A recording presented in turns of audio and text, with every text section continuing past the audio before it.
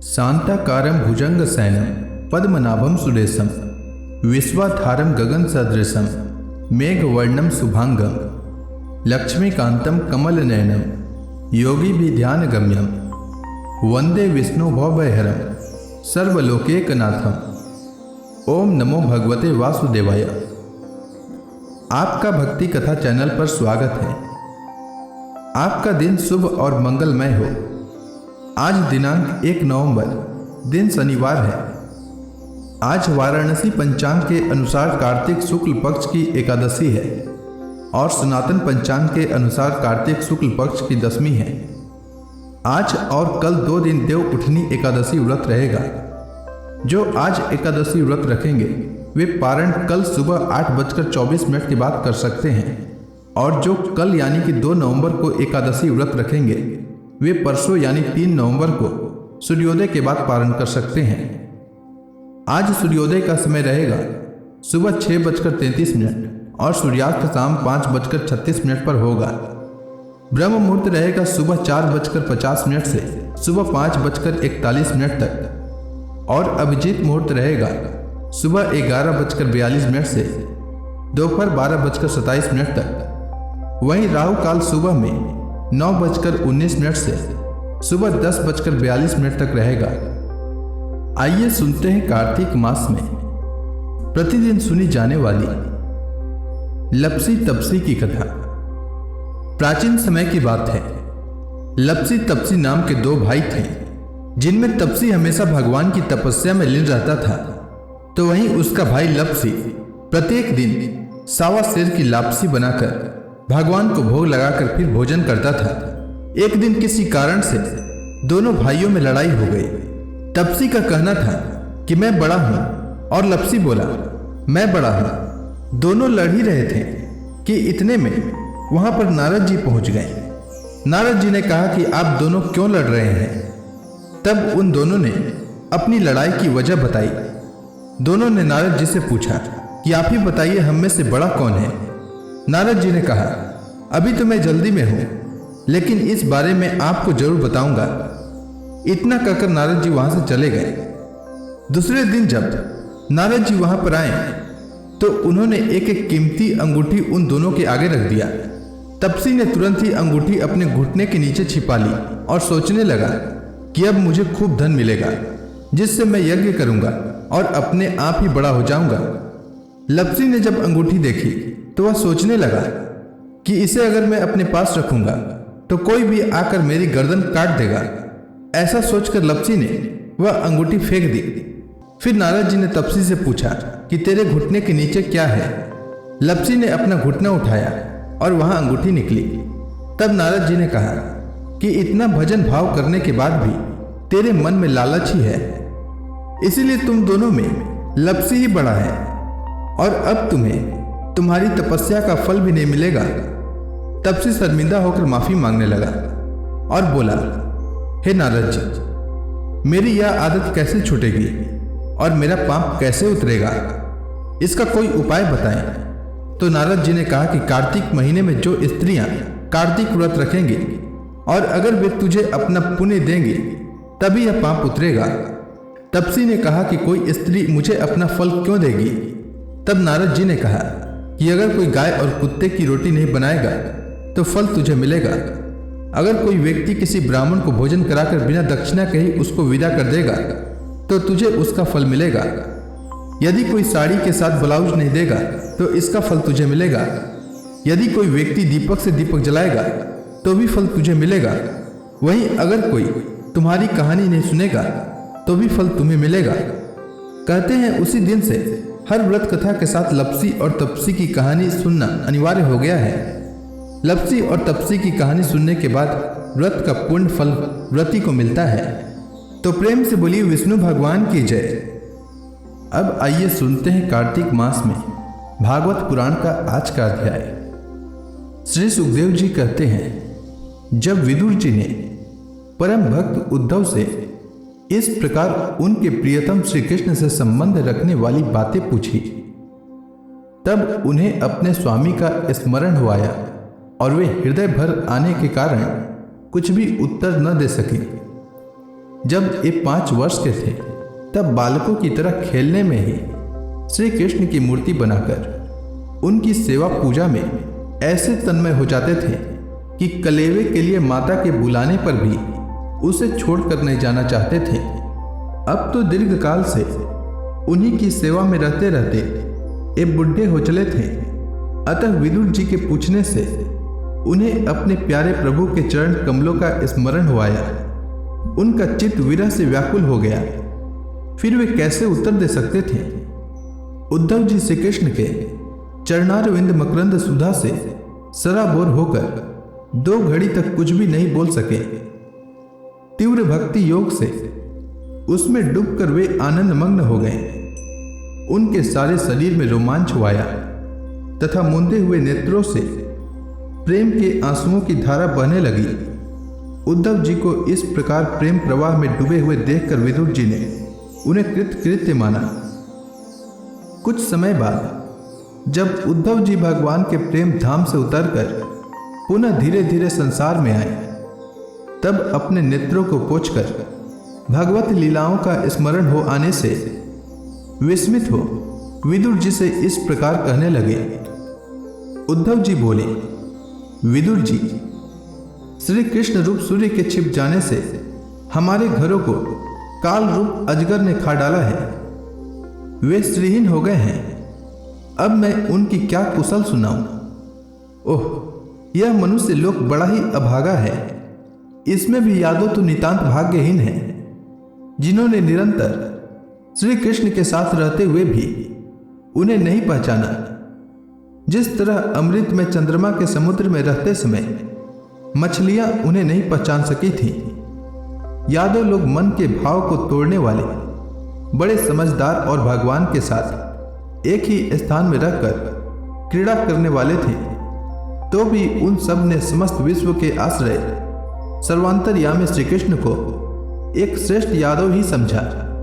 किंतु भगवान की माया से मोहित इन यादवों और इनसे व्यर्थ का वैर ठानने वाले शिशुपाल आदि के अवहेलना और निंदा सूचक वाक्यों से भगवत प्राण महानुभावों की बुद्धि भ्रम में नहीं पड़ती थी। जिन्होंने कभी तप नहीं किया, उन लोगों को भी इतने दिनों तक दर्शन देकर अब उनकी दर्शन लालसा को तृप्त किए बिना ही वे भगवान श्री कृष्ण अपने त्रिभुवन मोहन श्री विग्रह को छिपाकर अंतर्धान हो गए हैं, और इस प्रकार उन्होंने मानो उनके नेत्रों को ही छीन लिया है।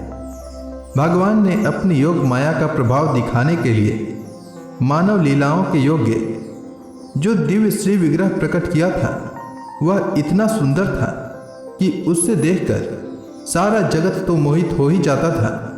वे स्वयं भी विस्मित हो जाते थे। सौभाग्य और सुंदरता की पराकाष्ठा थी उस रूप में। उससे आभूषण भी विभूषित हो जाते थे। धर्मराज युधिष्ठिर के राजसूय यज्ञ में जब भगवान के उस नए नाभि राम रूप पर लोगों की दृष्टि पड़ी थी, तब त्रिलोकी ने यही माना था कि मानव सृष्टि की रचना में विधाता की जितनी चतुराई है, सब इसी रूप में पूरी हो गई है। उनके प्रेम पूर्ण हास्य विनोद और लीला में चितवन से सम्मानित होने पर व्रज बालाओं की आंखें उन्हीं की ओर लग जाती थी, और उनका चित्त भी ऐसा तल्लीन हो जाता था कि वे घर के काम धंधों को अधूरा ही छोड़कर जड़ पुतलियों की तरह खड़ी रह जाती थी। चराचर जगत और प्रकृति के स्वामी भगवान ने जब अपने शांत रूप महात्माओं को अपने ही घोर रूप असुरों से सताए जाते देखा, तब वे करुणा भाव से द्रवित हो गए और अजन्मा होने पर भी अपने अंश बलराम जी के साथ काष्ठ में अग्नि के समान प्रकट हुए। अजन्मा होकर भी वसुदेव जी के यहाँ जन्म लेने की लीला करना, सबको अभय देने वाले होने पर भी मानो कंस के भय से व्रज में जाकर छिप रहना, और अनंत पराक्रमी होने पर भी काल यवन के सामने मथुरापुरी को छोड़कर भाग जाना। भगवान की ये लीलाएं याद आ आकर मुझे बेचैन कर डालती हैं। उन्होंने जो देवकी वसुदेव की चरण वंदना करके कहा था, पिताजी, माताजी, कंस का बड़ा भय रहने के कारण मुझसे आपकी कोई सेवा न बन सकी, आप मेरे इस अपराध पर ध्यान न देकर मुझ पर प्रसन्न हो। श्री कृष्ण की ये बातें जब याद आती है तब आज भी मेरा चित्त अत्यंत व्यथित हो जाता है। जिन्होंने काल रूप अपने भ्रुकुटी विलास से ही पृथ्वी का सारा भार उतार दिया था, उन श्री कृष्ण के पाद पद्म पराग का सेवन करने वाला ऐसा कौन पुरुष है जो उसे भूल सके। आप लोगों ने राजसूय यज्ञ में प्रत्यक्ष ही देखा था कि श्री कृष्ण से द्वेष करने वाले शिशुपाल को वह सिद्धि मिल गई जो बड़े बड़े योगी को भी भली भांति योग साधना करने पर भी नहीं मिलता। उनका विरह भला कौन सा सकता है। शिशुपाल के ही समान महाभारत युद्ध में जिन दूसरे योद्धाओं ने अपनी आंखों से भगवान श्री कृष्ण के नयनाभि राम मुख कमल का मकरंद पान करते हुए अर्जुन के बाणों से बिंध कर प्राण त्याग दिया, वे पवित्र होकर सब के सब भगवान के परम धाम को प्राप्त हो गए। स्वयं भगवान श्री कृष्ण तीनों लोकों के अधीश्वर हैं, उनके समान भी कोई नहीं है, उनसे बढ़कर तो कौन होगा। वे अपने स्वतः सिद्ध ऐश्वर्य से ही सर्वदा पुण्य काम हैं। इंद्रादि असंख्य लोकपाल गण नाना प्रकार की भेंटें ला लाकर अपने अपने मुकुटों के अग्रभाग से उनके चरण रखने की चौकी को प्रणाम किया करते हैं। विदुर जी, वे ही भगवान श्री कृष्ण राज सिंहासन पर बैठे हुए उग्रसेन के सामने खड़े होकर निवेदन करते थे, देव हमारी प्रार्थना सुनिए। उनके इस सेवा भाव की याद आते ही हम जैसे सेवकों का चित्त अत्यंत व्यथित हो जाता है। पापिनी पुतना ने अपने स्तनों में हलाहल विष लगाकर श्री कृष्ण को मार डालने की नियत से उन्हें दूध पिलाया था। उसको भी भगवान ने वह परम गति दी जो धाय को मिलनी चाहिए। उन भगवान श्री कृष्ण के अतिरिक्त और कौन दयालु है जिसकी शरण ग्रहण करे।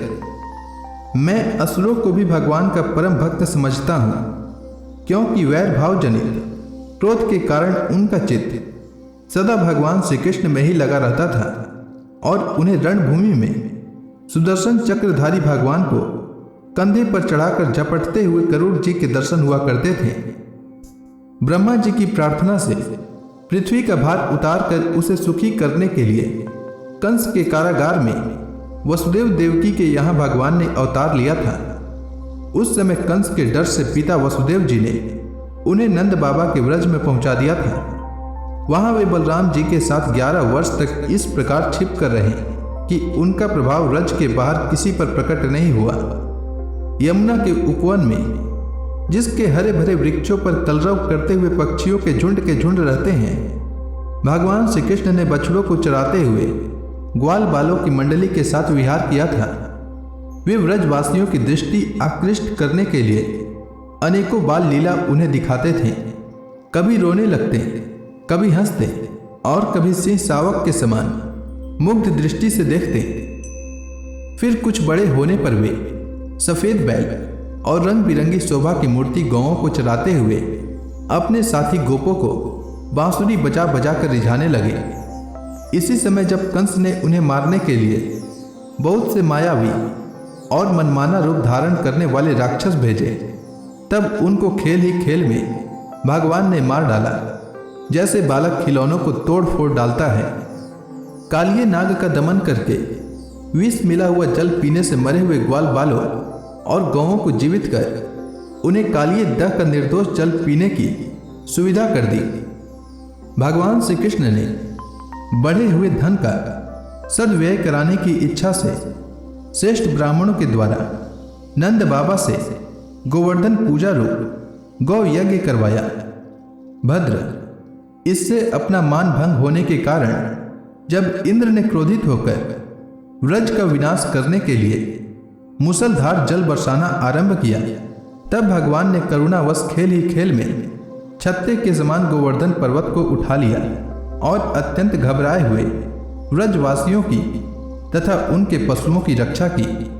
संध्या के समय जब सारे वृंदावन में शरद के चंद्रमा की चांदनी छिटक जाती, तब श्री कृष्ण उनका सम्मान करते हुए मधुर गान करते और गोपियों के मंडल की शोभा बढ़ाते हुए उनके साथ रास विहार करते हैं। उद्धव जी कहते हैं, इसके बाद श्री कृष्ण अपने माता पिता देवकी वसुदेव को सुख पहुंचाने की इच्छा से बलदेव जी के साथ मथुरा पधारे और उन्होंने शत्रु समुदाय के स्वामी कंस को ऊंचे सिंहासन से नीचे पटक कर तथा उसके प्राण लेकर उसकी लाश को बड़े जोर से पृथ्वी पर घसीटा। सांदीपनी मुनि के द्वारा एक बार उच्चारण किए हुए सांगोपांग वेद का अध्ययन करके दक्षिणा स्वरूप उनके मरे हुए पुत्र को पंचजन नामक राक्षस के पेट से लाकर दे दिया।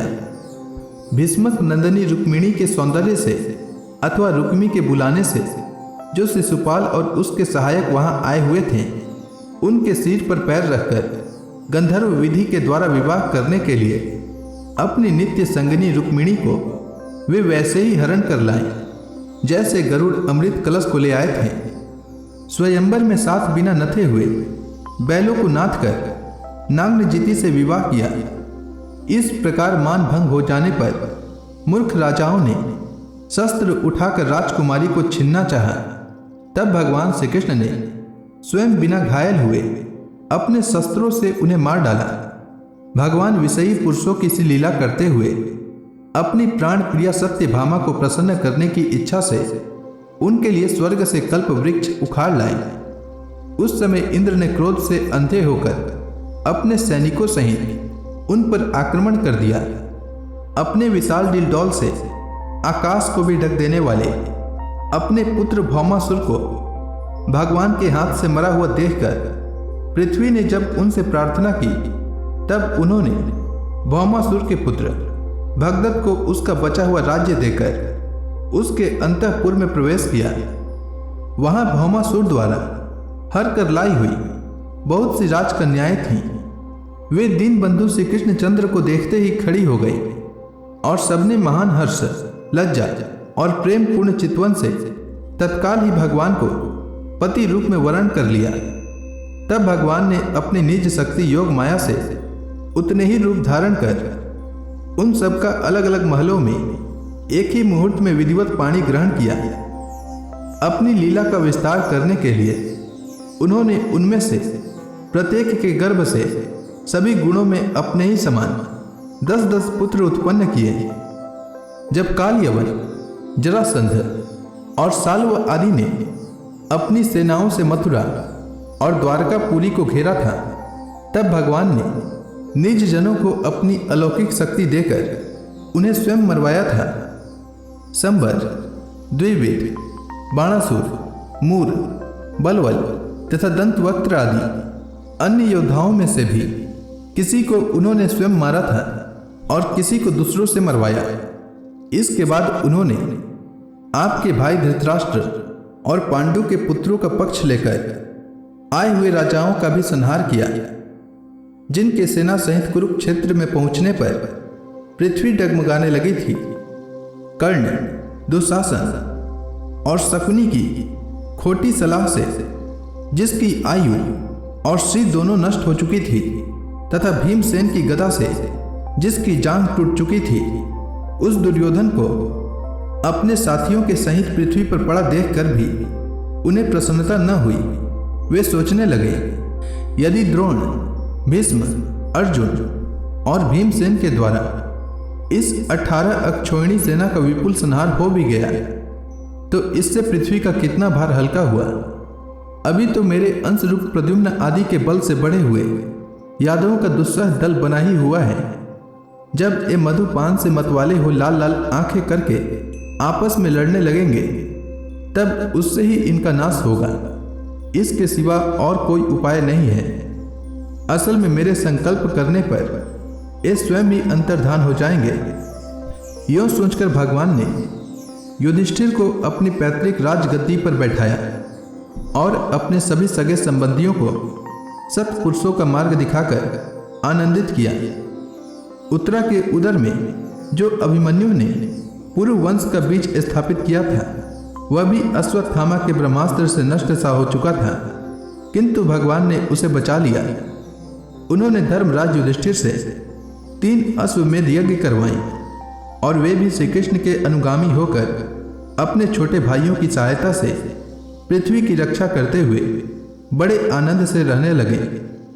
विश्वात्मा श्री भगवान ने भी द्वारकापुरी में रहकर लोक और वेद की मर्यादा का पालन करते हुए सब प्रकार के भोग भोगे, किंतु सांख्य योग की स्थापना करने के लिए उनमें कभी आसक्त नहीं हुए।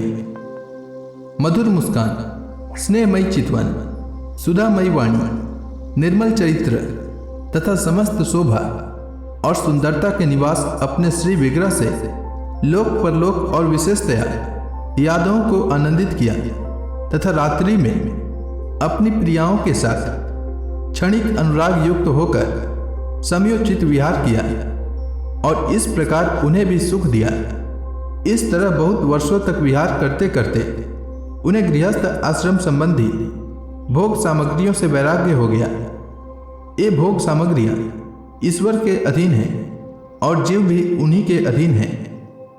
जब योगेश्वर भगवान श्री कृष्ण को ही उनसे वैराग्य हो गया, तब भक्ति योग के द्वारा उनका अनुगमन करने वाला भक्त तो उन पर विश्वास ही कैसे करेगा। एक बार द्वारकापुरी में खेलते हुए यदुवंशी और भोजवंशी बालकों ने खेल खेल में कुछ मुनीश्वरों को चिढ़ा दिया। तब यादव कुल का नाश ही भगवान को अभीष्ट है, यह समझकर उन ऋषियों ने बालकों को शाप दे दिया। इसके कुछ ही महीने बाद भावी वश वृष्णि, भोज और अंधक वंशी यादव बड़े हर्ष से रथों पर चढ़कर प्रभास क्षेत्र को गए। वहां स्नान करके उन्होंने उस तीर्थ के जल से पितर, देवता और ऋषियों का तर्पण किया तथा ब्राह्मणों को श्रेष्ठ गौएं दी। उन्होंने सोना, चांदी, सया, वस्त्र, मृगचर्म, कंबल, पालकी, रथ, हाथी, कन्याएं और ऐसी भूमि जिससे जीविका चल सके तथा नाना प्रकार के सरस अन्न भी भगवत अर्पण करके ब्राह्मणों को दिए। इसके पश्चात गौ और ब्राह्मणों के लिए ही प्राण धारण करने वाले उन वीरों ने पृथ्वी पर सिर टेक कर उन्हें प्रणाम किया। फिर ब्राह्मणों की आज्ञा पाकर यादवों ने भोजन किया और वारुणी मदिरा पी। उससे उनका ज्ञान नष्ट हो गया और वे दुर्वचनों से एक दूसरे के हृदय को चोट पहुंचाने लगे।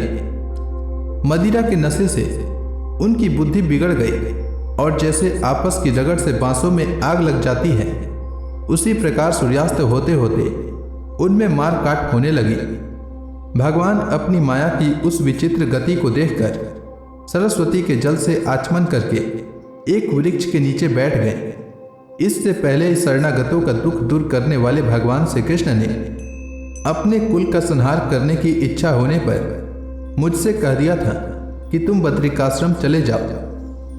विदुर जी, इससे यद्यपि मैं उनका आशय समझ गया था, तो भी स्वामी के चरणों का वियोग न सह सकने के कारण मैं उनके पीछे पीछे प्रभास क्षेत्र में पहुंच गया।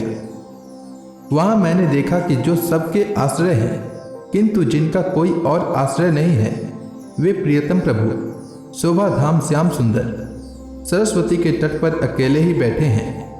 दिव्य विशुद्ध सत्व में अत्यंत सुंदर श्याम शरीर है, शांति से भरी रत्नारी आंखें हैं। उनकी 4 भुजाएं और रेशमी पीतांबर देखकर मैंने उनको दूर से ही पहचान लिया। वे एक पीपल के छोटे से वृक्ष का सहारा लिए बाईं जांघ पर दायां चरण कमल रखे बैठे थे। भोजन पान का त्याग कर देने पर भी वे आनंद से प्रफुल्लित हो रहे थे। इसी समय व्यास जी के प्रिय मित्र परम भागवत सिद्ध मैत्रेय जी लोकों में स्वच्छंद विचरते हुए वहां आ पहुंचे। मैत्रेय मुनि भगवान के अनुरागी भक्त हैं।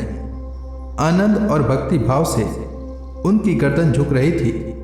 उनके सामने ही श्रीहरि ने प्रेम एवं मुस्कान युक्त चितवन से मुझे आनंदित करते हुए कहा। श्री भगवान कहने लगे, मैं तुम्हारी आंतरिक अभिलाषा जानता हूं, इसलिए मैं तुम्हें वह साधन देता हूं जो दूसरों के लिए अत्यंत दुर्लभ है। उद्धव, तुम पूर्व जन्म में वसु थे। विश्व की रचना करने वाले प्रजापतियों और वसुओं के यज्ञ में मुझे पाने की इच्छा से ही तुमने मेरी आराधना की थी। साधु स्वभाव उद्धव, संसार में तुम्हारा यह अंतिम जन्म है, क्योंकि इसमें तुमने मेरा अनुग्रह प्राप्त कर लिया है। अब मैं मृत्यु लोक को छोड़कर अपने धाम में जाना चाहता हूँ। इस समय यहाँ एकांत में तुमने अपनी अनन्य भक्ति के कारण ही मेरा दर्शन पाया है। यह बड़े सौभाग्य की बात है। पद्मकल्प के आरंभ में मैंने अपने नाभि कमल पर बैठे हुए ब्रह्मा को अपनी महिमा के प्रकट करने वाले जिस श्रेष्ठ ज्ञान का उपदेश किया था और जिसे विवेकी लोग भागवत कहते हैं, वही मैं तुम्हें देता हूँ। विदुर जी, मुझ पर तो प्रति क्षण उन परम पुरुष की कृपा बरस रही थी। इस समय उनके इस प्रकार आदरपूर्वक कहने से स्नेहवश मुझे रोमांच हुआया। मेरी वाणी गदगद हो गई और नेत्रों से आंसुओं की धारा बहने लगी।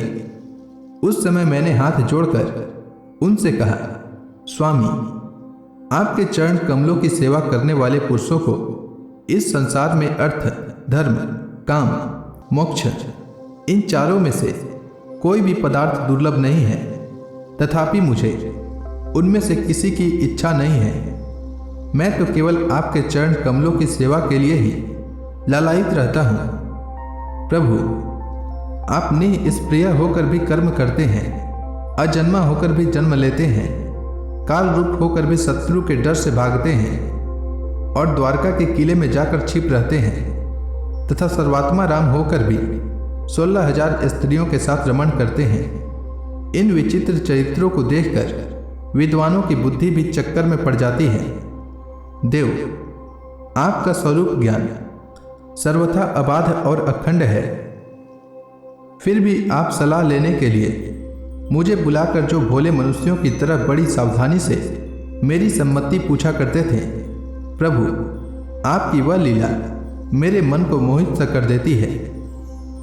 स्वामी, अपने स्वरूप का गूढ़ रहस्य प्रकट करने वाला जो श्रेष्ठ एवं समग्र ज्ञान आपने ब्रह्मा जी को बतलाया था, वह यदि मेरे समझने योग्य हो तो मुझे भी सुनाइए, जिससे मैं भी इस संसार दुख को सुगमता से पार कर जाऊं। जब मैंने इस प्रकार अपने हृदय का भाव निवेदित किया, तब परम पुरुष कमल नयन भगवान श्री कृष्ण ने मुझे अपने स्वरूप की परम स्थिति का उपदेश दिया।